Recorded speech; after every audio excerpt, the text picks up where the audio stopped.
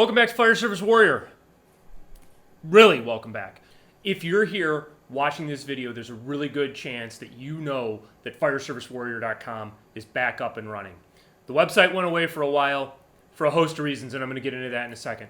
But we're back. We're back up and running thanks to the community, thanks to the FSW community and everything that you all have contributed and offered to help us get up and running. So where'd Fire Service Warrior go? What happened? The short version, and I'm going to have a longer version of this at some point, is that in the end of June of 2014, I suffered a line of duty injury. I suffered a concussion in the line of duty and ended up laid up for the better part of 2 years before I finally had to pension off. I had to take a disability pension and retire. During that time, there wasn't a lot I could do. I was hurt. I was in the process of recovering. I was working with doctors. I was going through physical therapy. I was trying medications. So I had to step away from the site.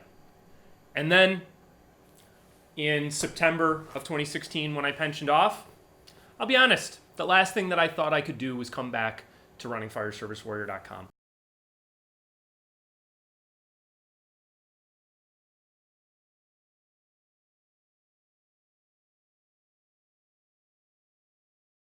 So, fireservicewarrior.com is back. I'm in the process of rebuilding the site.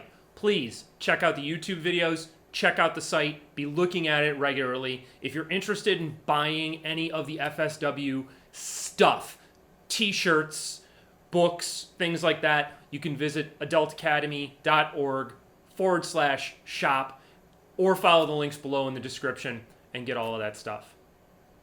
I'm going to take some time here shortly and go into an in-depth sort of what my experience of line of duty injury and pension was like. That's coming soon. For now, I just want to say thank you all for coming back. Thank you for the support. We'll see you soon. Cheers.